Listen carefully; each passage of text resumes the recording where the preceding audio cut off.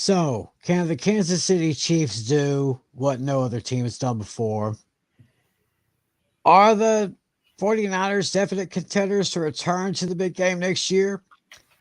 And what kind of lessons did we learn this past season from the fantasy perspective?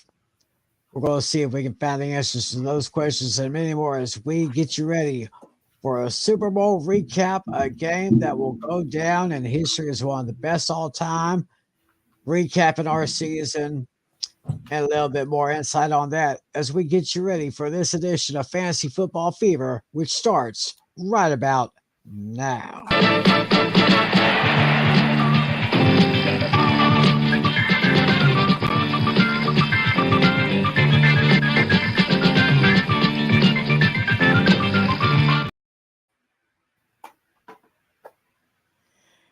And hello, everyone. Welcome to another edition of Fantasy Football Fever. It is Friday night, February 16th, 2024. I don't know about you, but I am kind of still recovering from what happened this past Sunday. I mean, I'm telling you, people. Uh, well, first, before I get too much into it, I got to say hello to my buddies here. Mr. John Flan, the host of Hooked on Sports. Hello. And of course, our fantasy league commissioner, Mr. John Natale. Hello, everybody. How's it going? Good. Hey, doing pretty good. So, what were your guys' thoughts on the game? Because I mean, I have mentioned this last week, like right after the game ended. The fourth quarter and overtime almost gave me a heart attack. I'll tell you that. Oh yeah. Definitely started off a little slow, but as the game progressed, it got more exciting minute after minute.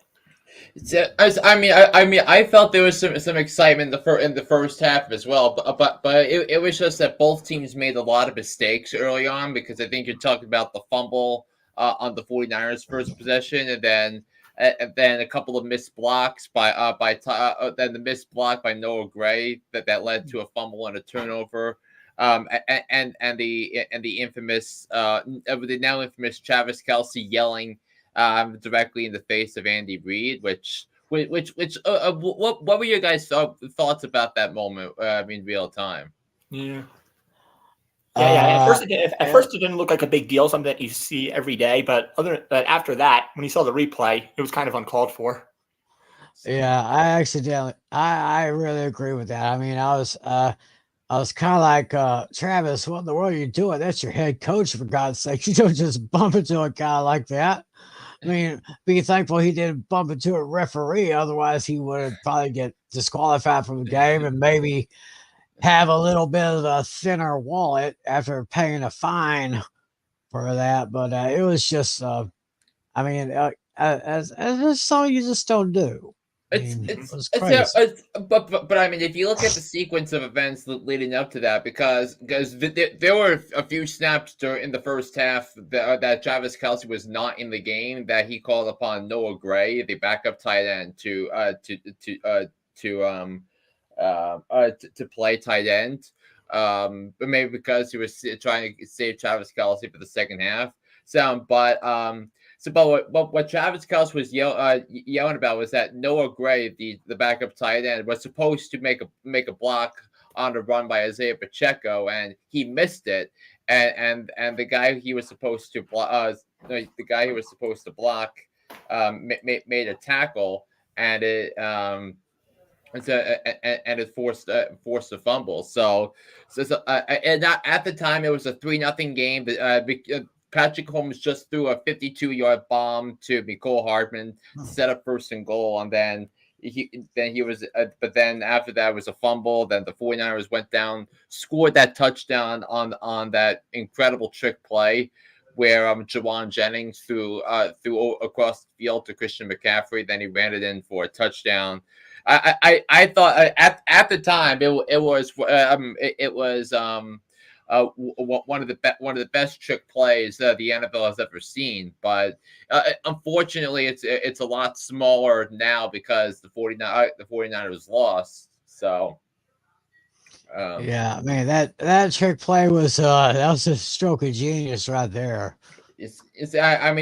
it gives credence to what Kyle Shanahan was trying to do and trying to make a spark happen, and I give Kyle Shanahan a lot of credit for that, and how the 49ers just played in the first half. Like they bullied Kansas City on the line of scrimmage, both offensively and defensively. And Tony Romo, I saw it. That's what I saw in real time, and Tony Romo saw the exact same thing I was seeing. So that was that. And then the second half, the Kansas City gets the ball. The first snap of the second half was a bad handoff, and it put the Chiefs behind the sticks. And then a couple plays later, Mahomes threw a pick, which was something an interception you usually see from a rookie quarterback. It was through right into double coverage, and it was able to pick it off. But the Chiefs defense, what was a big story in this game, as well as the special teams, because I thought the special teams was outstanding because the punting was great. Harrison Butker made 2 field goals from 50+ yards. He came up so clutch in the big moments as he's had his entire NFL career, and in his NFL postseason career, and he was just able to do his part. And then the muffed punt in the third quarter was a gigantic deal, and I think that the right thing to do was be aggressive right away, and that's what Mahomes did, finding Marquez Valdez Scantling for a touchdown that gave Kansas City its first lead after being down 10-0. We'll get into the comeback, the 10-point comeback in Mahomes in a little bit, but then it became a completely different ball game, that one where the offenses ruled for the rest of the game. You had the 49ers responded with a great touchdown drive led by Brock Purdy. Then the Chiefs responded with a field goal. Then Niners go kick a field goal. Kansas City gets the ball with 2 minutes left. They go down the field and give Harrison Butker a chip shot to send the game to overtime. And then the second game ever, the second Super Bowl game ever to go to overtime, the first playoff game ever with the new rules that were instituted 2 years ago after the infamous 13 seconds with the Bills and the Chiefs. It's but we had never seen an overtime game with those rules before. So if you had won the toss, would you have elected to go first or second? Oh yeah, absolutely. You would have defer. Yeah, but it's like starting a whole new game. Right. Yeah. Right. I mean, everyone's pretty much saying that it probably was a mistake for Kyle Shanahan to go ahead and take the ball to start the overtime period. Yeah. So I mean, you could. I mean, I think what thing Shanahan was thinking was that if both teams get the same results on their first possession in overtime, they would get the ball. And all they need is a field goal to win the game. So. Right. But I think the reason why it was a mistake because the 49ers because once Steve Spagnuolo adjusted his blitzes to go after the weaknesses of the 49ers offensive line, then it was all bets are off for Brock Purdy on third downs. And by the way, the 49ers were 3 of 12 on third downs. The Chiefs were 9 of 19 on third downs. Brock Purdy was not good against the blitz. And Chris Jones disrupted he even though he didn't have, I don't think he had a sack in the game on Super Bowl Sunday, but he generated a lot of pressures in that game, and he had the pressure on 3rd and 4 inside the Chiefs 10-yard line to disrupt that play, and and forced the 49ers to kick a field goal. And also spot where Jake Moody, and by the way, Jake Moody missing that extra point was huge. Yes. Because instead of it being a 4-point game, it turned to be a 3-point game, and all the Chiefs needed at the end of regulation was to kick the field goal to send the game to overtime instead of scoring the touchdown to win the game. Yeah, I'll say one thing right here. Watching the overtime, it was pretty exciting, but it was down to when the Chiefs had the ball with like 2 minutes left. Then they were moving down the field. Mahomes did that big time run. And then there's like 30 seconds left in the game. The clock is kicking down. The Chiefs have 2 timeouts. I'm just going crazy thinking, why isn't Andy Reid calling a timeout? He's got 2 left.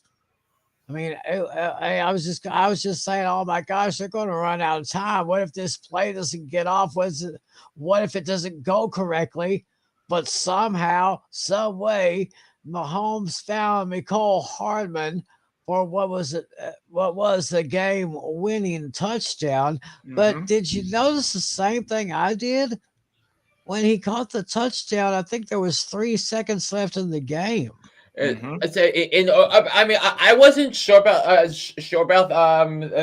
because I was looking at I mean, you're talking about the one in overtime, or you're talking about in regulation it was the pass to Kelsey that set up the field goal, but I don't know if the what the rules were with that point, because I think the spirit of the rule was that both teams would get all the time they need. So I don't know if the game would have ended if let's say he was a yard short and the clock ran down to 0. I don't know if the game would have ended there, but it would have been interesting if we knew that what that rule was, because I did not know that rule. So I didn't even know about those rules until right before they started the overtime period. But yeah, same here. Clock running down and winning the game with just 3 seconds left. I mean, like I said, I must have had a near heart attack. I mean, I was just going crazy. I mean, it was just wild. It was just wacky. It was just out of control. And it seemed like the only other thing I could think of was this. Hallelujah! Holy shit! Where's the Tylenol?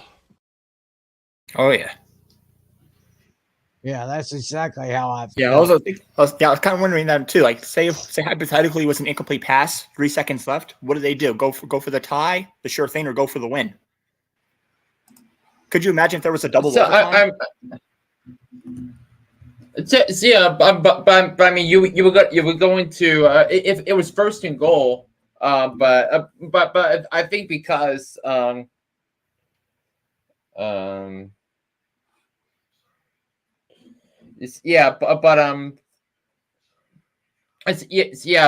the rules were. I actually have it here. Unlike the regular season, the Chiefs' first overtime possession would have continued until it ended in either a score or a turnover. So, so the clock would, so the game would not have been over had the Chiefs run out of time on that play. So it just would have been a new quarter. Oh, okay. Yes. So I think that's why they weren't rushing. Right. Mm-hmm. Yeah. So, but that was kind of the spirit of the rule, because I think when the competition committee considered how they were going to change that rule to reflect this the spirit of the game. And this was not about like the 2-minute drill, because it's a playoff game. You don't want to feel decided on clock management when you already had to figure that out over a 60-minute period. It wasn't fair to them. Now, if it was a regular season game, it would have been a lot different, because if the clock expired at overtime with a tie score, the game would have ended in a tie. Mhm. Yeah. Well, Yeah, but Well. yeah, but nonetheless, man, 3-time Super Bowl MVP, the two already 3-time Super Bowl winning quarterback already at age 28, and in all three of his Super Bowl wins, Patrick Mahomes overcame a 10-point deficit, 10+ point deficit. Absolutely incredible. Well, I was thinking maybe we could just go ahead and take a look at some of the numbers from this past Sunday's awesome game. Again, the Chiefs win 25-22 in overtime in one of the greatest finishes in Super Bowl history, maybe in the entire history of the NFL. Looking at the passing numbers, for the Niners, Brock Purdy did very, very well. Went 23 of 38 for 255 yards. Threw one touchdown, no interceptions. He was only sacked once for a loss of 4 yards. Patrick Mahomes, again, the MVP with some MVP numbers, 34 of 46 for 333 yards, 2 touchdowns, 1 interception. Yeah, and in the second half in overtime, he threw for 210 yards in the second half in overtime. Second half in overtime alone. And he was sacked 3 times, but only lost 8 yards in the process on that one right there. So well deserved for Patrick Mahomes. Looking at the rushing numbers, McCaffrey, run CMC, had 22 carries for 80 yards. His longest rush was 11. Brock Purdy helped his own cause with 3 rushes for 12 yards. Elijah Mitchell, 2 rushes for 8. Deebo Samuel actually had 3 rushes for 8 yards. And Kyle Juszczyk. Juszczyk. Good night. Yeah, Silent J. Okay. He got 1 run for 2 yards there. It's because they were doing a lot of end around runs. Because Shanahan does that all the time. Oh yeah. Then on the other side, Mahomes had 9 rushes for 66 yards. Isaiah Pacheco carried the ball 18 times to run for 59 yards. Rashee Rice had 2 runs for 5 yards. Clyde Edwards, Fresh Prince of Bel-Air, got 1 touch, but didn't get anywhere on that one single carry. I think for the 49ers, the most alarming thing with this is if you look at the numbers of their for the receiving yards, we'll get down to that. So you can just scroll down to the receiving yards. Yeah. I think the most alarming thing is the big time playmakers for the 49ers all year long at the wide receiver position: Brandon Ayuk, Deebo Samuel, and George Kittle. Look at those numbers in the Super Bowl for number 1 wide receiver and number 1 tight end. Mm-hmm. Not very good. Wow. George Kittle, one of the best tight ends in the game, only caught 2 passes out of 3 targets for only 4 yards. So look at Deebo Samuel, 3 catches, 11 targets. He only caught 3 of them. Jeez. Wow. And Brandon Ayuk, 6 targets, 3 receptions. Yeah, 49 yards with those catches. Yeah, but it was an unbelievable game played by that Chiefs secondary with L'Jarius Sneed and Trent McDuffie. The Chiefs had the best secondary in the league all year, and they showed why in the second half. And looking at the Chiefs receiving numbers, Travis Kelce in the first half. The first half was kind of mind-boggling. I almost had to call the local authorities to put out an APB on Travis Kelce. But then he did come back in the second half, having an overtime.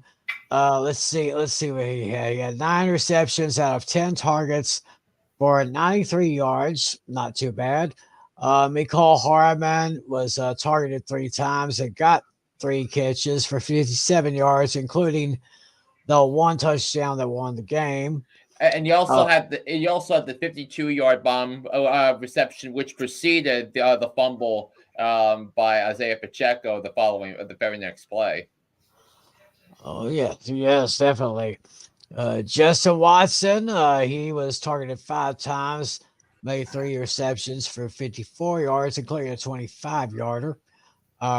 As we mentioned, Rice was targeted 8 times, got 6 catches for 39 yards. His longest was a 13. Pacheco was targeted 6 times. He got all 6 for 33 yards. Longest reception was 8. Noah Gray, he got 2 receptions from 2 targets, 22 yards. His longest was a 12-yard catch. Valdez Scantling, 5 targets, caught 3 balls, 20 yards, and a touchdown. Including the 16-yard touchdown right after the muffed punt. Right, yes, the muff punt. That was one of the probably the key play of the whole game, in my opinion. That was the turning point of the game. It's because the Chiefs had no answers for Steve Wilks defensively. Steve Wilks' defensive schemes, and they had trouble most of the game trying to neutralize Nick Bosa and Chase Young, and they really didn't do that until they got chances to tie or take the lead in the fourth quarter and overtime. So, and we had Jarrett McKinnon got targeted twice. He caught 2 balls for 15 yards, including an 8-yarder.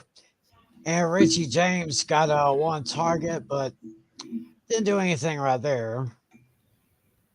Taking a look at the fumbles here.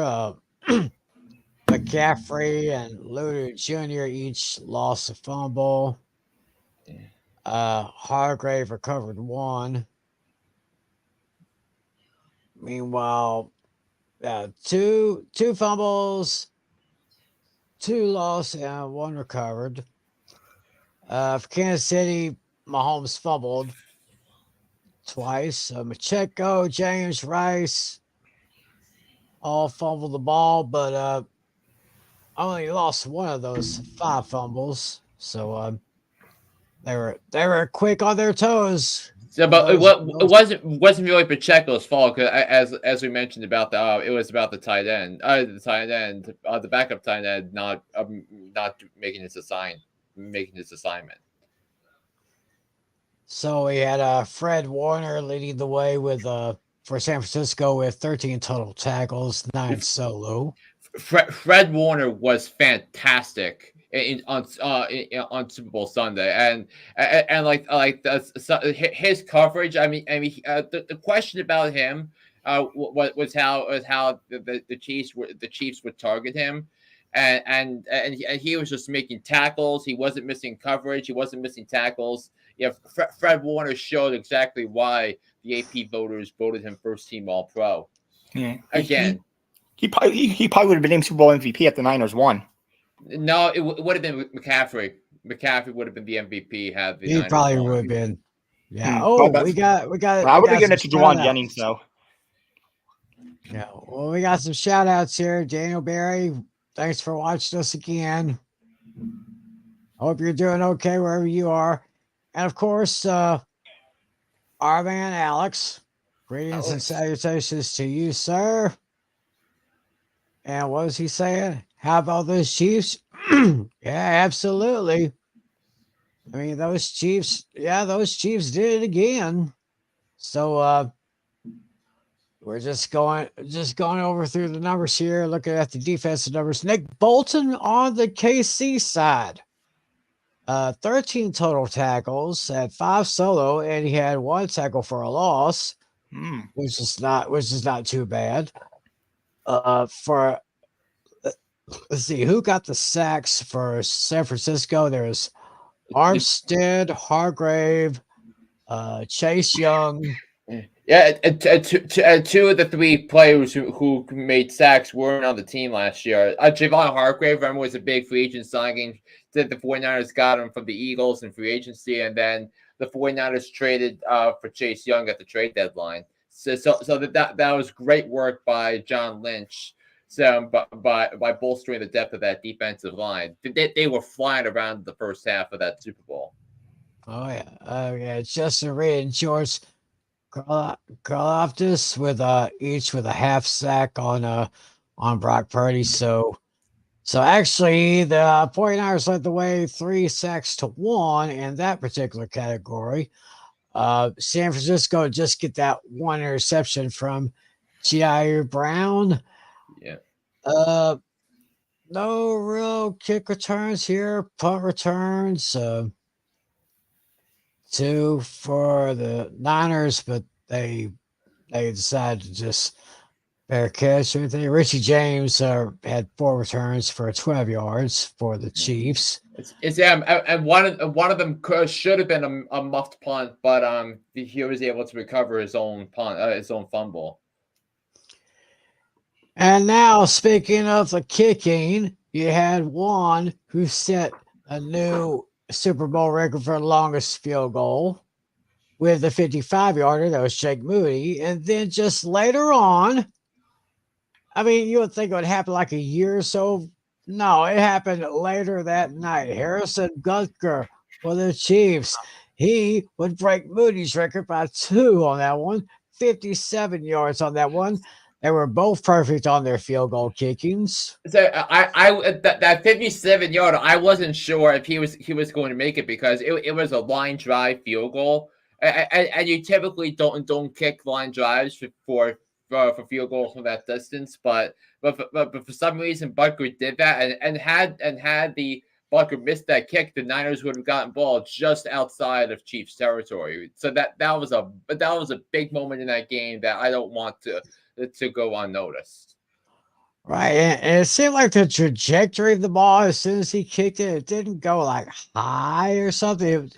It just went a little bit like this here, kind of stretch out, didn't really have the height, but obviously it did have the distance. So Harrison Butker now holds the Super Bowl record for the longest field goal with 57 yards.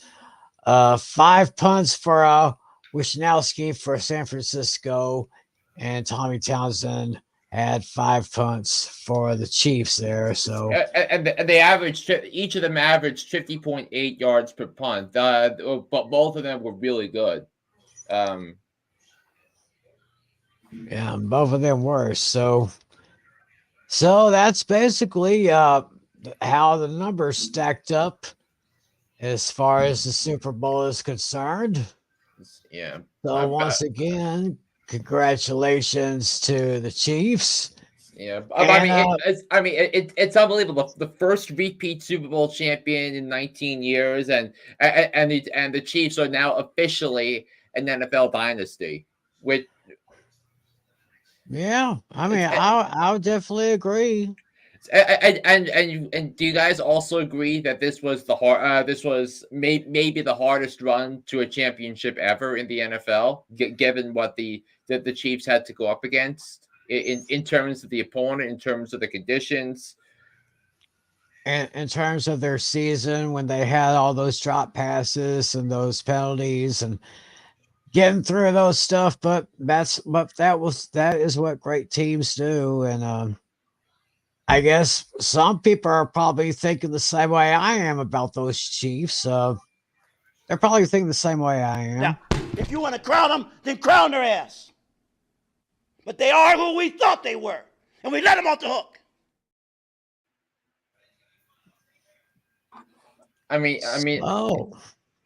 Yeah, isn't it amazing that we have that, and I think also to put things in perspective, which I know you didn't see earlier, but here were the last 3 drives by Patrick Mahomes and the Chiefs toward the Super Bowl. So after the 49ers took the lead, down by 3, 12 plays, 69 yards, 5.5 minutes field goal. After the Niners kicked another field goal, 11 plays, 64 yards, less than 2 minutes to kick a field goal to send the game to overtime. And then the last play of the game, last possession of the game, 13 plays, 75 yards.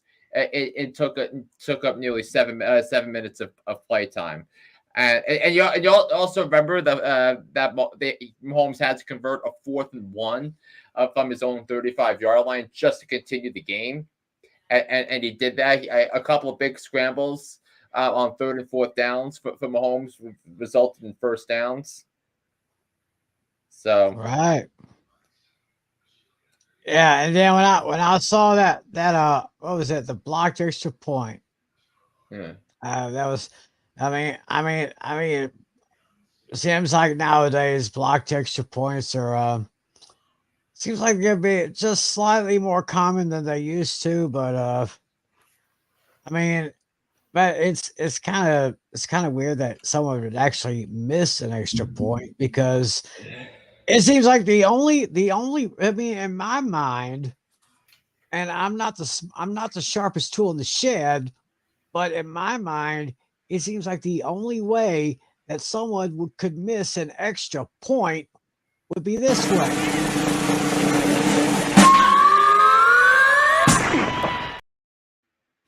Oh, jeez. But it happens. It happens, and that's the way things go. I mean, but that you got to do what you got to do when you have to take advantage of those moments. You know. Hello? You play to win the game. Yep. That's basically the yin and the yang of it. Yeah, another thing I took away was that Super Bowl win. I think that those are the moments that Patrick Mahomes and Chris Jones became Hall of Famers. Oh yeah. Yes, I mean it's because I think you needed some length of a career to actually get into the Hall of Fame. But if Patrick Mahomes did not play a single down the rest of his life, he would be a first ballot Hall of Famer. I would definitely agree. I think Travis Kelce already earned his Hall of Fame status a few years ago, but Chris Jones was first team All Pro for the second straight year. He was named to a first, second team All Pro 5 times in the last 6 years.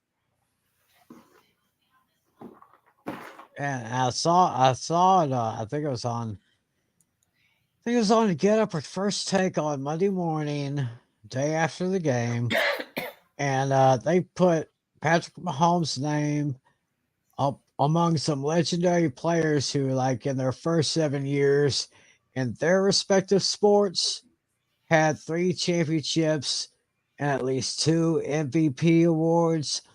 I mean, you talk about those names. I wish I could have tried to find that graphic. I probably would have posted it here, but I mean, some legendary names. I mean, going all across the 4 major sports leagues.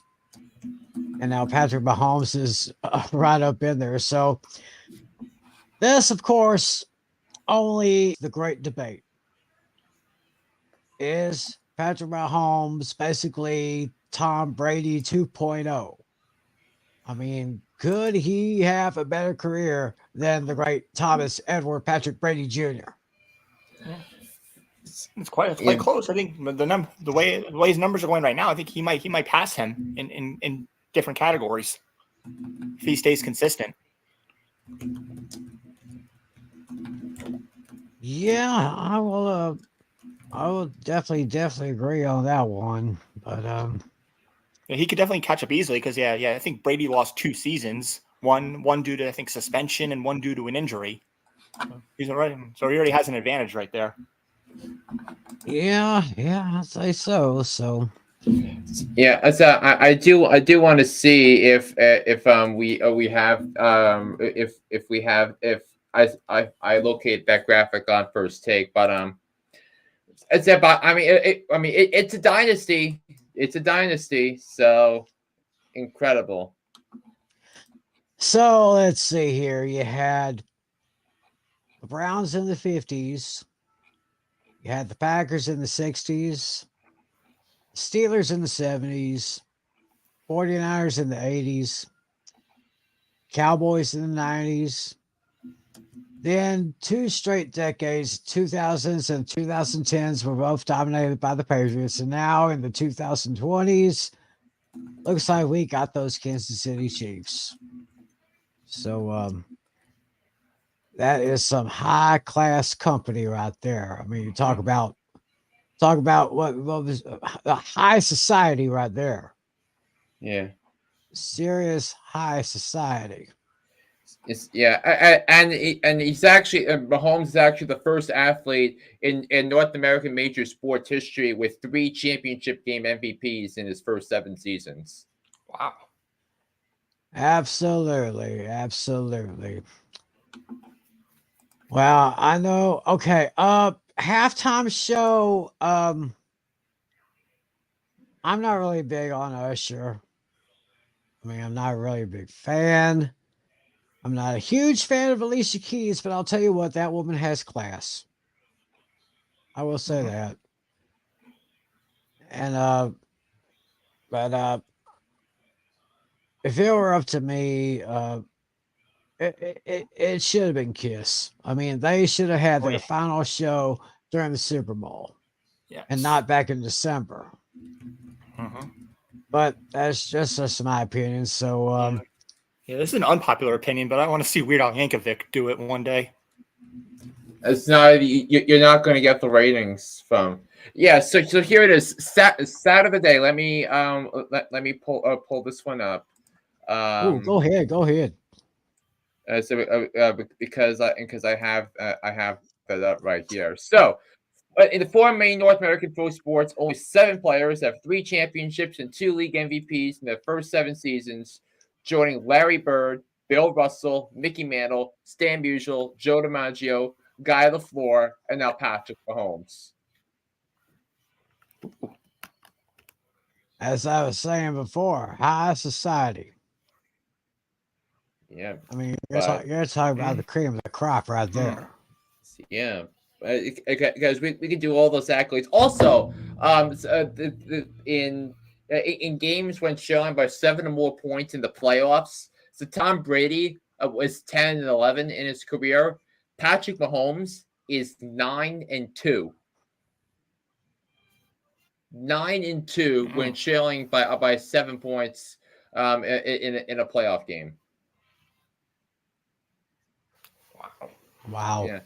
Yeah. And I think one of the things you asked at the start of the podcast was, where did the San Francisco 49ers go from here? Because they fired Steve Wilkes, which I thought was mind blowing because I just view him. They just view him as a scapegoat because Shanahan wanted to blame somebody, and I don't agree with the decision to fire Steve Wilkes because he held a Mahomes-led offense to less than 20 points in regulation.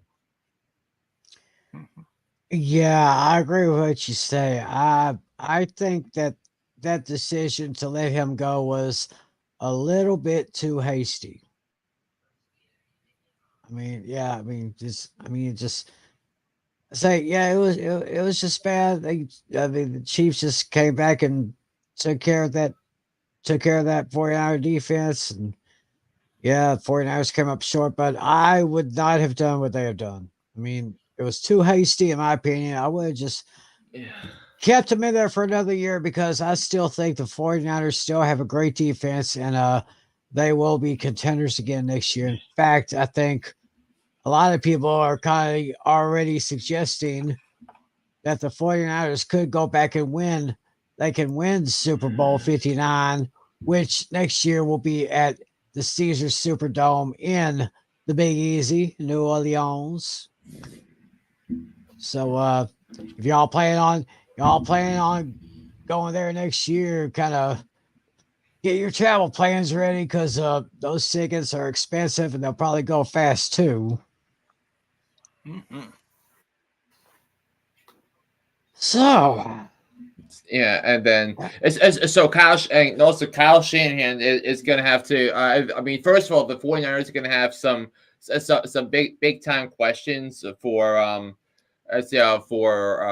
in terms of personnel because I think if you look at because some of the free agents for the 49ers, Chase Young is a free agent. Javon Kinlaw is a free agent. So what are they going to do with Brandon Ayuk? What are they going to do with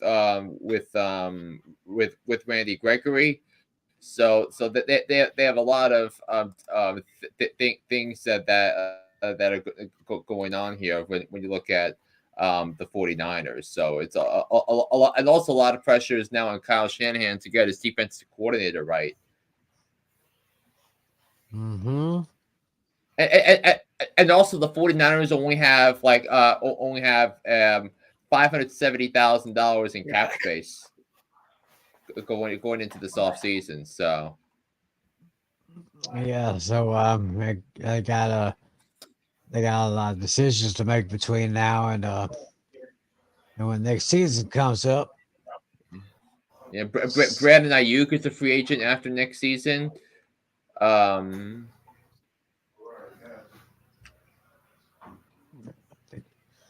think rather they haven't really had a chance to look at some of the free agents that are about to enter their final year or their next last year, but something to think about. Yeah, but we will be doing that on our next podcast coming up in a few weeks. That's right. Won't be too much longer before that free agent frenzy starts. Yeah, and we'll be we're gonna ask a lot of questions of what's going to happen between now and the start of free agency. So, so you have that to consider, but. So another NFL season comes to an end, and I think it's time for us to really figure out what lessons we learned from this NFL season, because because we did this special at the end of last season. So I wanted to. So I know Natalia's out for a second, but what was some of the big lessons you learned, Tim, from this from this fantasy football season? Well, I discovered one thing. For instance, just throw out a name. Speaking of the Chiefs, wide receiver Rashee Rice. He was kind of low on the radar at the beginning of the season, but he quickly developed into one of the best rookie tight ends in the AFC. He was my dark horse kid. Well, he's a wide receiver. The wide receiver, I meant to say. Yeah.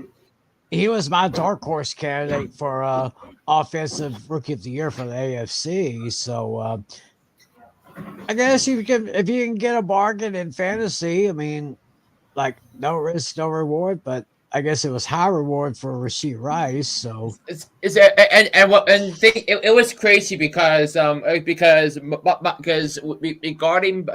regarding stacking up my bench, one of my strategies was because look, you have Mahomes, you have Kelsey. Well, Mahomes is going to have to throw to somebody, right? Because at the start of the season, we were thinking Sky Moore. At the start of the season, remember, we all were thinking Kadarius Toney, but now Kadarius Toney is going to be a next member of the Kansas City Chiefs at the end of in a couple of weeks. But Rashee Rice's name never really entered my mind. So, but he came up big. He stepped up in a big way, and was a big reason why the Chiefs were able to hold off. I think to hold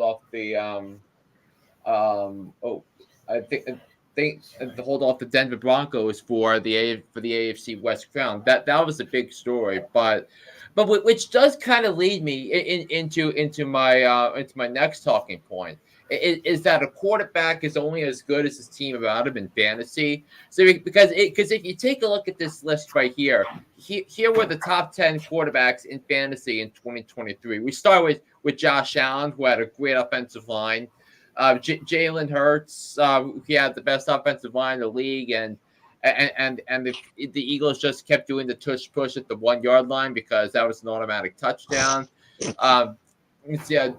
Dak Prescott had CeeDee Lamb, Brandon Cooks. I think Brandon Cooks coming over to the Cowboys. I said at the time was going to be a big deal here when you looked at Dak Prescott.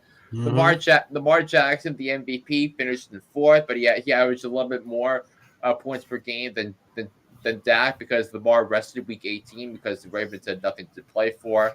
And look who finished number 5 this season in the fantasy quarterback rankings. Would you look at that? Jordan Love for the Packers. Now, at the very beginning, I didn't really have high hopes for Love, but he kind of proved me, and I'm sure he proved a lot of people wrong. And he actually had a pretty darn good season late in the run. So I guess Packers could have better days. In fact, I can see them really challenging the Detroit Lions in the NFC North. Yeah, I mean, considering that Jordan Love's average overall draft position was 170.5, which was the second lowest on our list, on the top 10 list behind Baker Mayfield.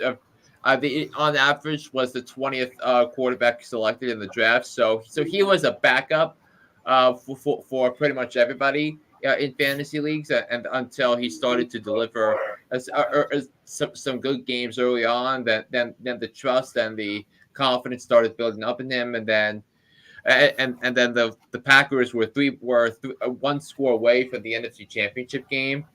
And speaking of the Packers, and this is something, this was like a wow stat that I picked up right before we went on. The Green Bay Packers had 4 wide receivers ranked in the top 70 in fantasy wide receivers in PPR formats this season, which was not only more than any other team. Which was not only more than any other team in the NFL. So, but all 4 of the top 70 receivers the Packers had, they're all under the age of 25. And to give you, and I have the rankings here among Packers receivers. So Jaden Reed was ranked 25th. He's 23 years old. Romeo Doubs finished as wide receiver 36. He's 23 years old. Dontavian Wicks, who had the big game against the Bears week 18 to clinch a playoff spot, he ranked as the 58th wide receiver in fantasy this season, but he's 22 years old. He was the Packers' 5th round pick, and Christian Watson was ranked number 68 because he missed the last 5 weeks of the season due to injury. He's 24 years old, and all 4 wide receivers had big games throughout the course of the season for the Packers. And Jaden Reed had 7 games with 15 or more points in PPR formats. Romeo Doubs had 5. Dontavian Wicks had his first 20-plus point performance in Week 18. And Christian Watson, in the 2 weeks before he got hurt, each of those 2 weeks, it was Thanksgiving against the Lions, and then the following week, Sunday Night Football against the Chiefs. 20-plus points in each of them. He's 24 years old. And these were all Brian Gutekunst's draft picks in the last 2 years, and all 4 have been pretty good. So the Green Bay Packers are very much in a position to be a Super Bowl contender next year. Oh, I would definitely agree with that. Yeah, and also looking further down this list, you got Brock Purdy. Well, I mean, Brock Purdy was the same boat, but he had more better skill players around him, and Brock Purdy was top 5 for league MVP. Here's that Jerry Goff, because he had that offensive line around him, and Amon St. Brown and Josh Reynolds and Sam Laporta. But Patrick Mahomes, he was the first overall pick in our league.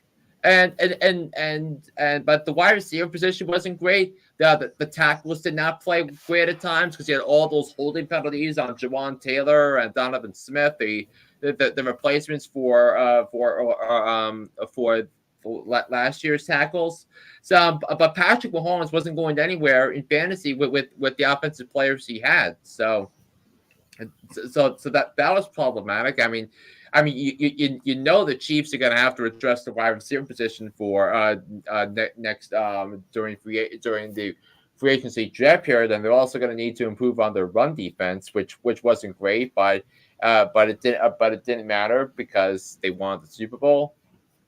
And then you had Tua Tagovailoa, who happened to stay healthy this year because his health because Tua's health concerns were why his draft position plummeted. It wasn't really that bad, but it was just the injury problems were and the injury questions were and the scares really were that big. And then capping off this list was Baker Mayfield.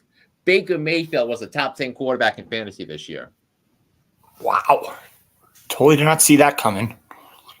I don't think any. Neither did I. Yeah, and that's why Dave Canales became the head coach, and that's why Baker Mayfield is going to get a $30 million plus a year contract from somebody like the Bucs, or maybe even someone like the Atlanta Falcons who need a quarterback. So.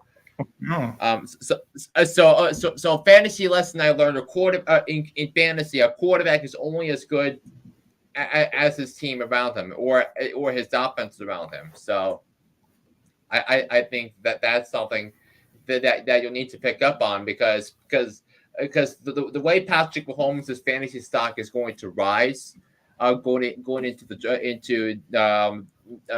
next preseason is what the Chiefs do at the wide receiver position, because that's going to be a big thing. So Yes, and speaking of surrounding quarterbacks with great players, you mentioned during our pregame meeting about the tight end position.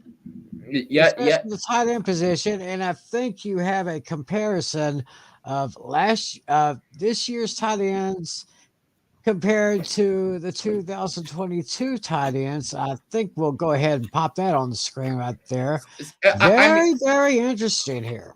I mean, consider the gap from Travis Kelce to the rest of the field in 2022.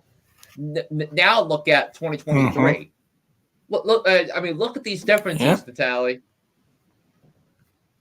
Oh yeah, that's Sam Porter. He really is something. Yeah, he's something. I wouldn't be surprised if he's the first quarterback. First tight end off the board in fantasy drafts next season. Considering that the same Lions team had T.J. Hawkinson at the start of last season, and the Lions traded him to Minnesota. Well, you would think what the Lions were doing. You're crazy. Well, here's Sam Laporta. Here's the number one tight end in fantasy in 2023. Mm-hmm. It might be the first tight end off the board, possibly. Yeah. Very well might be. And if I'm not mistaken, I think I count only 4 tight ends that are actually on both of those lists.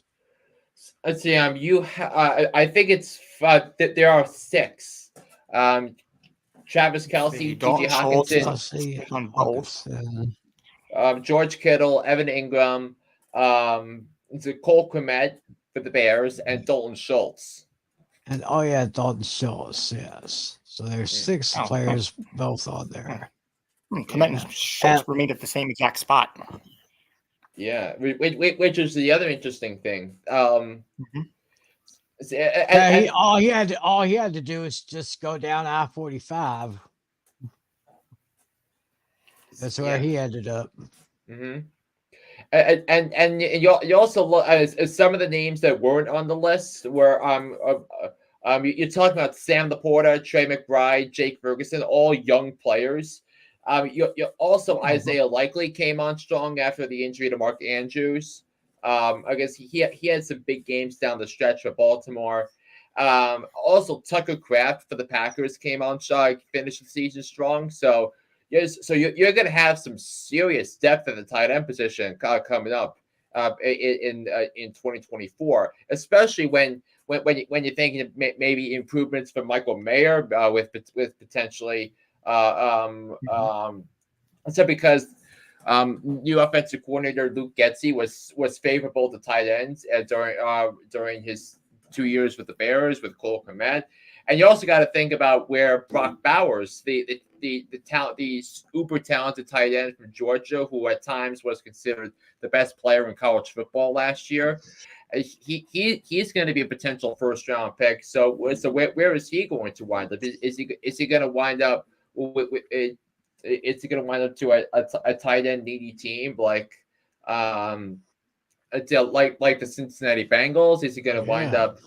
Is he going to wind up with a team like the New England Patriots? If the Patriots trade back, although I don't see that happening, but I think the tight end position is going to be really deep, and I think that means you wouldn't have to worry about getting a quality tight end until later on in the draft, instead of having to rely on Kittle or Andrews or even Travis Kelce. And the thing with Kelce was, I drafted Travis Kelce in our league, but up until week 15, Travis Kelce was constantly number 1 or number 2 on the list. But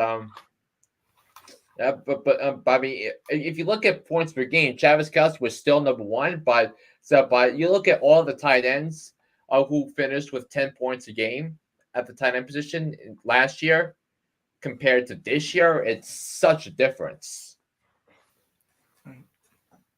Yeah, absolutely. So that's something to keep out of your mind. Something to keep in mind as we go through the fantasy offseason, as we look at all the rosters and how they look in training camps and in mini camps. Yeah, that's right. I was just looking and I see March 13th will be the first day of the new league year. March 13th, mark it on your calendar. Yeah, and the tampering period will begin on March 11th, if presumably it starts that day. Oh, so that means so we will start to get our first free agent news on March 11th. Mm-hmm. So, but they won't become official until March 13th. Agents and players can negotiate with teams starting at 12 noon Eastern on March 11th. Yeah. I have a little calendar right here. Basically, the very first piece of off-season news is actually going to be February 20th, where teams can designate or franchise transition players. Yes. Yeah, I have a little list right there. Yeah, and I did hear that the Cincinnati Bengals are planning on franchise tagging T. Higgins. Interesting. Now, I know that the Cowboys will not be able to franchise tag Dak Prescott. So I'm just thinking who the Cowboys could give the tag to this year. You don't necessarily have to give out a tag. Not necessarily, but if we were going to, maybe. I don't know. Maybe Pollard? Well, he's a free agent to be. And Dak is going into the final year of this current contract. So there's something to think about. They want to keep Lamb, keep Prescott. I think Pollard's going to his final year. I think Stephon Gilmore is going to the final year. So and Parsons as well. So yeah. Oh And I'll tell you one thing. I heard Jimmy Johnson. He's saying he's going all in this year. I don't know what he means by that. But the one thing that I've always said for about the last 20-something years, the only thing that's for sure about Jerry Jones is that nothing is for sure about Jerry Jones. Yeah, but here's the thing with the Cowboys, because Dak Prescott's cap hit next year is $59.5 million. Right. And so the last year of his contract. So I don't know. I mean, with the NFC East, that now when you look at what the Philadelphia Eagles have done with their coordinators, get upgrading from Brian Johnson to Kellen Moore and upgrading from Sean Desai and Matt Patricia to Vic Fangio, I think both of those are big wins for the Philadelphia Eagles, and that puts the Eagles in prime position to win the NFC East next year, unless the Giants have a magnificent offseason, which we don't know if that's going to happen. And of course, talking about defensive coordinators, Cowboys let go of Dan Quinn. He's now the new head coach in Washington, but the Cowboys did get Mike Zimmer. Yeah, I do think that's a strong hire. Strong hire. He was the defensive coordinator for the Cowboys back in the late 90s and early 2000s. And of course, had a great head coaching career in Minnesota. So bringing Mike Zimmer back to the Cowboys, I think that was a good call. Yeah. I mean, some of the other cap hits for the Cowboys next year: Zach Martin, $28.5 million; DeMarcus Lawrence, a little over $20 million; CeeDee Lamb, because the Cowboys, he's on his 5th-year option, close to $18 million. So, so it's not going to be easy for the Cowboys, and I think the only way the Cowboys are going to be able to repeat as champions is if they hit on their draft picks and have immediate impact. So I'm kind of afraid the Cowboys may have to do a little something that is commonly referred to as addition by subtraction. Mm-hmm. Who knows? Just a lot of things going to be talked about between now and the 11th of next month. Yeah. So, yeah. But actually, yeah, go ahead, Flip. Yeah. But I mean, it's because you look at what the Cowboys gonna have to do. We'll get into all of that on our next show, and it coming up in 3 weeks from today. But also other lessons that I learned.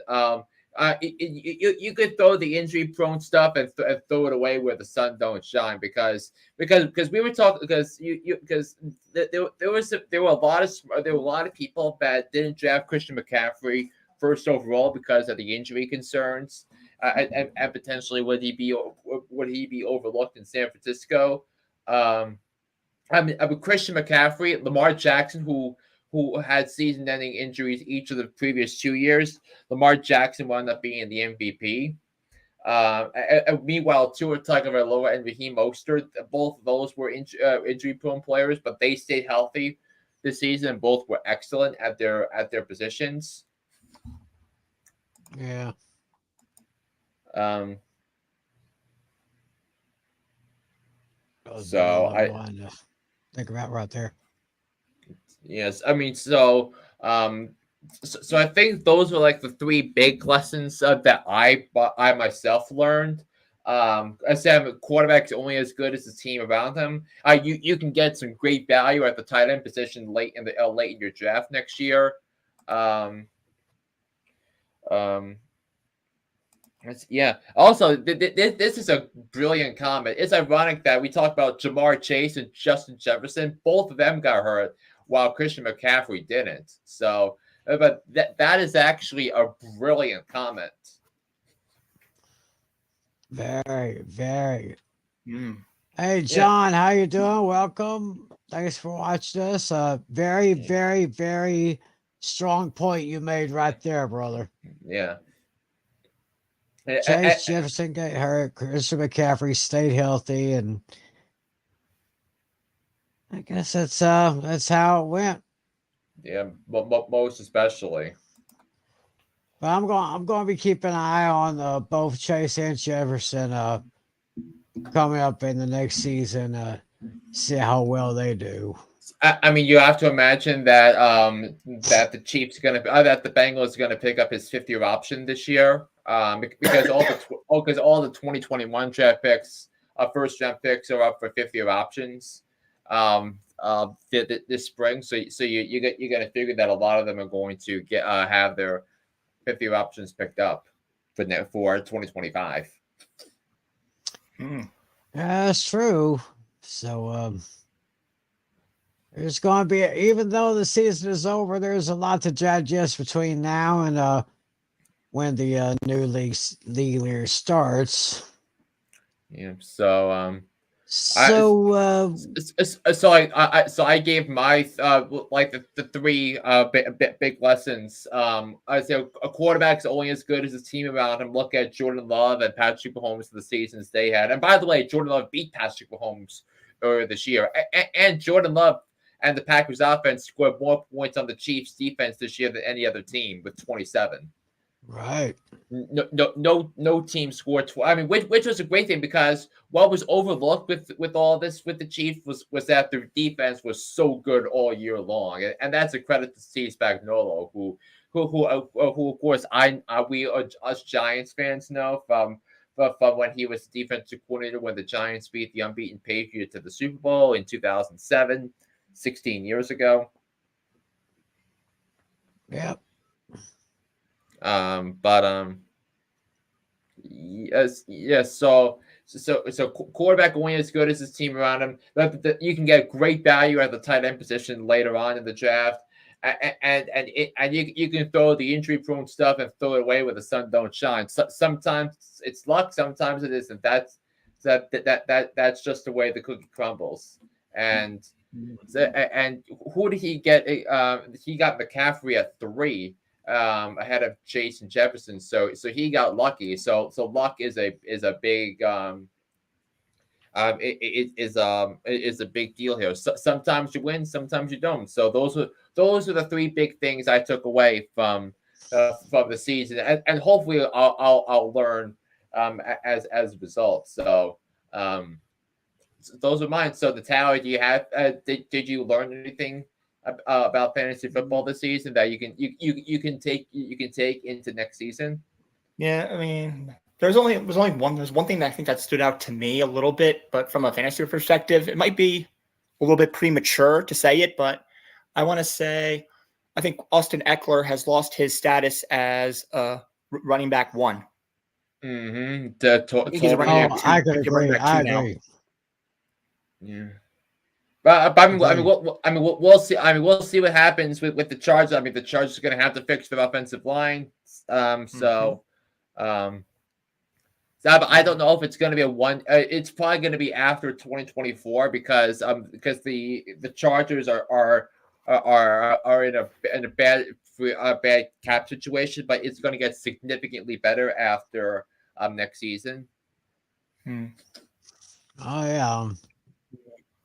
I also came up with at the very last minute a trivia question, Super Bowl related. Oh, hold on. Oh, I'm not sure if you guys came up with one. I just came up with one at the last minute. Well, I kind of came up with one yesterday. Yeah. I don't have any, so I'm good. All right, because well, for one thing, Flynn will probably know the answer to my question. I just want to see if Natalie can see if he remembers the answer to this one. So, sure. Okay, my question is pretty much simple. Before this past Sunday night, who had the NFL record for the longest field goal in the Super Bowl? Jeez. I'm trying to remember what his name. I'm between 2 people. Wait a minute. So is that I because I know the year, the distance. I don't remember the kicker. Right. I want to say I can't recall if he played in the Super Bowl. He might have Sebastian Janikowski. I was also thinking possibly Adam Vinatieri also. So you're kind of torn between Janikowski and Vinatieri. Yeah, I mean, I want to say Sebastian, whatever his name is, but for some reason now Adam Vinatieri is sticking out. I'm just gonna I'm gonna win it. I might be second guessing myself, but I'm gonna go with Adam Vinatieri. Yeah, it's I don't remember the name. That's how, but I do know the year and the distance. But I don't know the name. Wait a minute. Hold on. Oh no. Wait. It was some guy from the Bills, and now I think I'm standing out to me. I remember they mentioned some Buffalo guy. Yes. All right, I'll give myself half a point. Some guy from the Buffalo Bills. Yeah, a 54-yard field goal in Super Bowl 28 against Dallas. Kelly. I think his name was Kelly. Kelly or something like that. It was like. Oh, wait a minute. Norwood. Was it Norwood? No, no, because it wasn't Norwood. Because remember, he was the one that missed against the Giants a few years earlier. I think his name was like Stu or Stan, something like that. I don't know the last name. Yeah. But well, one of our viewers, he's got it. Steve Christie. Steve Christie. Yeah. I think I have the information here, and it was Steve Christie 54-yard field goal to tie the game at 3 in the first quarter. Super Bowl 28.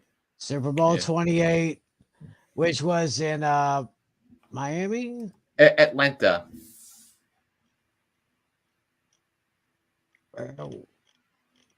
Wait.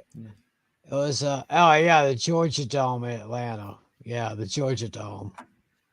That was when Emmitt Smith was the MVP of that game. So and I think the Bills were up at halftime, and then James Washington returned the fumble for a touchdown. Yes.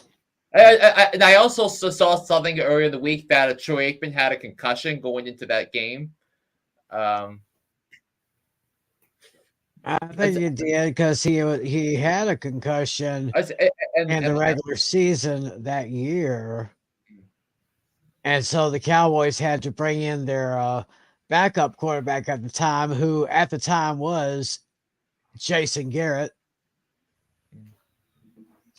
So I saw something about Bernie Kosar starting a couple of games for Dallas when Aikman was down. Yes, he did.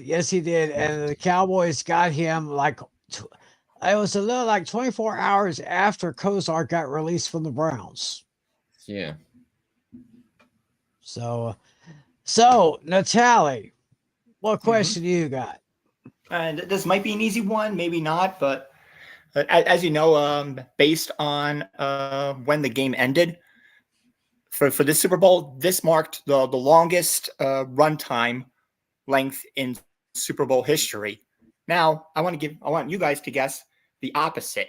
What was the shortest Super Bowl game in NFL history? Ooh, shortest length of time. Yeah. I'll give you guys some leeway. I'll let you guys be off by 3 years, high or low. I'll give you guys some leeway. So it feels like a low score, or it feels like one of those low scoring Super Bowls of the 70s, Tim. I was thinking Super Bowl VI between the Dolphins just and to clarify, the Cowboys. I don't mean shortest as in the score. I meant shortest as in how long the game lasted. Yeah. Right. So like a 3-hour game or less than 3 hours. Yes. Yes. Just to clarify that. I'm not talking about the score. I'm just talking about the runtime. Yeah. So my thinking is my thinking was Miami and Washington in Super Bowl VII because there were only 3 scores that game. Because there was 2 touchdowns. It was like 14-0 before Gary Premian's infamous mistake, which gave Washington its only points in that game.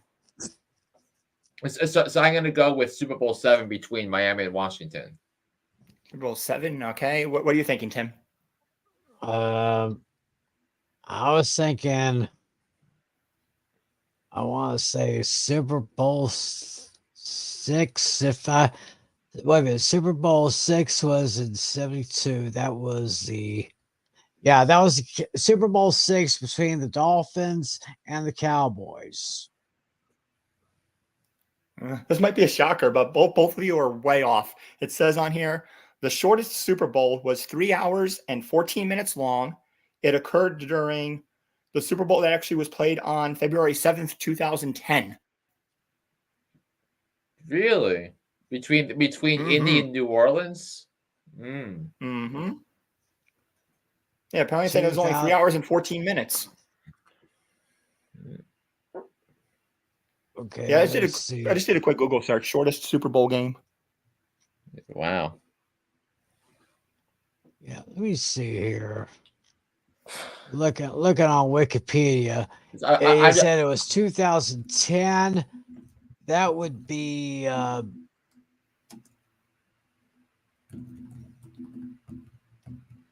was Super Bowl 44, I think. It was New Orleans Saints against the Indianapolis Colts, and the Saints won that one 31-17.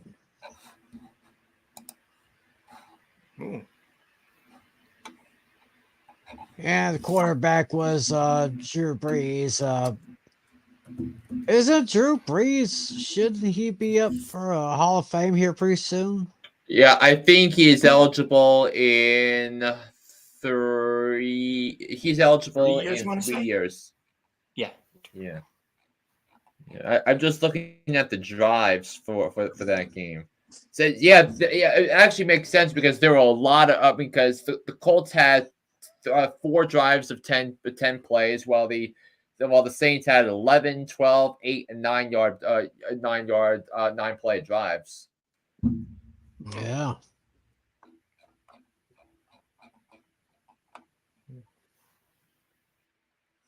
So yeah. But yeah. So another Super Bowl is over. Another season has come to a close. Yeah, but the action never stops. Yeah, another season of fantasy football fever has come to a close. Yeah, that's right. But we're not going to be away for too long because, just because the season is over doesn't mean the business is over. I mean, the NFL is a 24/7, 365 thing. Oh, yeah. So basically, what we're going to do is we're going to take ourselves a well-deserved time off. Mm-hmm. So since the new league year starts on the 11th on the 11th. Yep. That would be on a Monday. Yeah, so probably March 15th then. Yeah. So I mean, I've been thinking before that. I was looking at Friday the 8th. Oh, okay. We're going to talk free agent frenzy. Think that week, yeah, right? And then look at what questions are we'd like to see answered because that can impact fantasy fantasy leagues.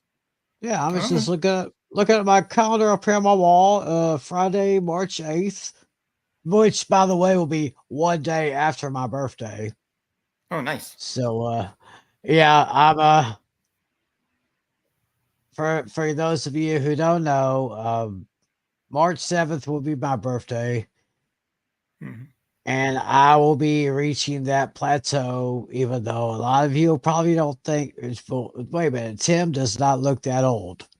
Oh, I no. do not look that old. But I am getting there. I will be turning the big 50. 50. Yeah. And I'm probably the youngest looking 50-year-old guy you've ever met. Mm-hmm.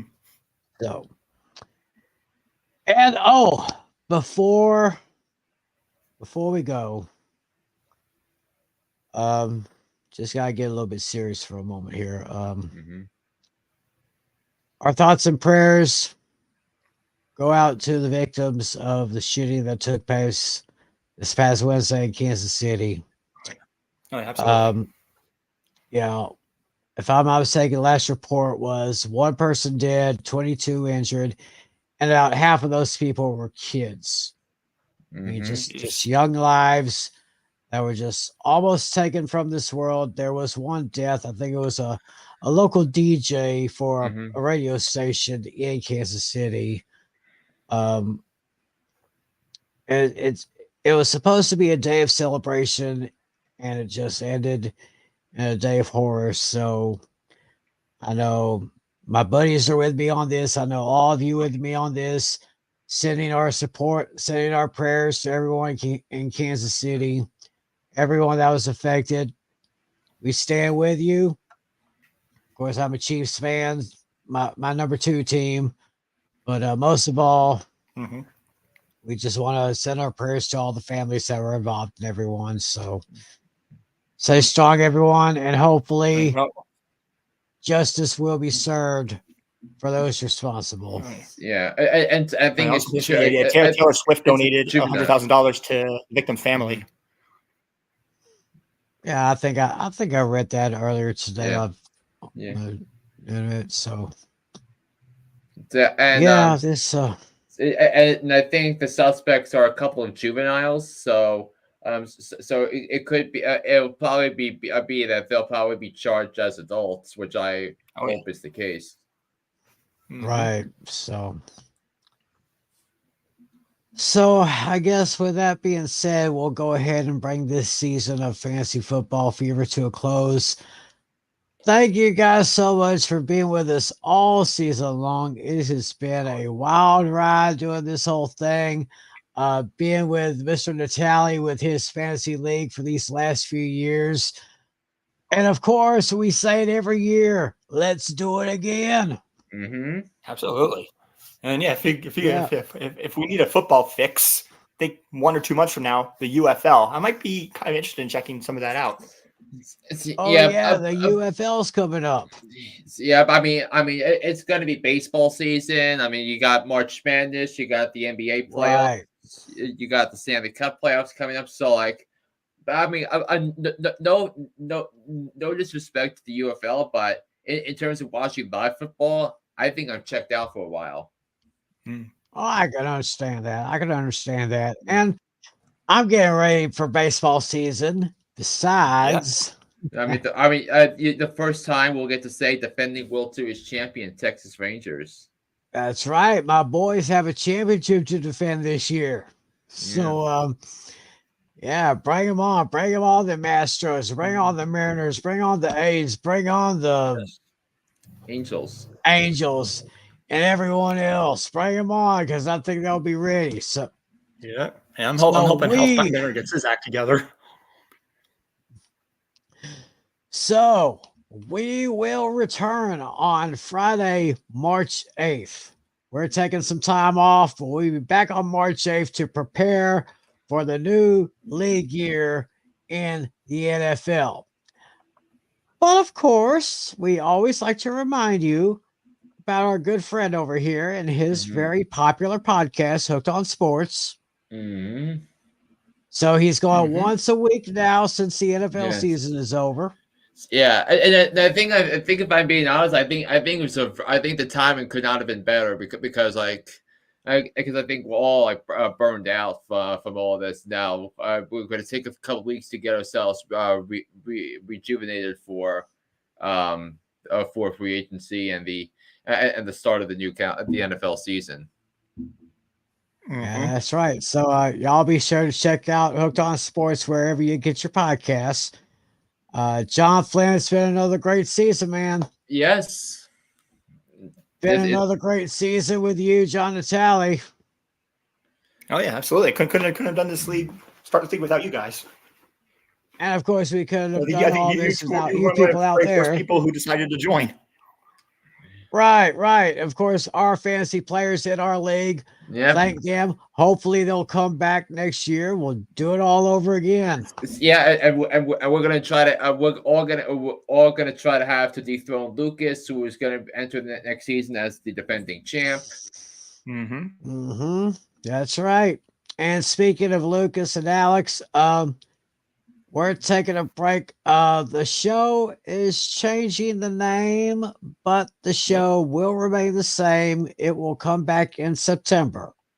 So Alex, Lucas, myself, we'll do that show on A Pistols channel. That show comes back in September, but we will be back on March 8th in preparation to start the new league year.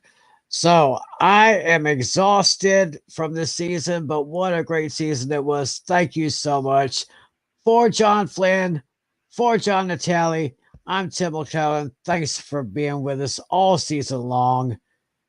Have a great weekend, everyone. Take care of yourselves. God bless you. As always, be a good sport. See ya.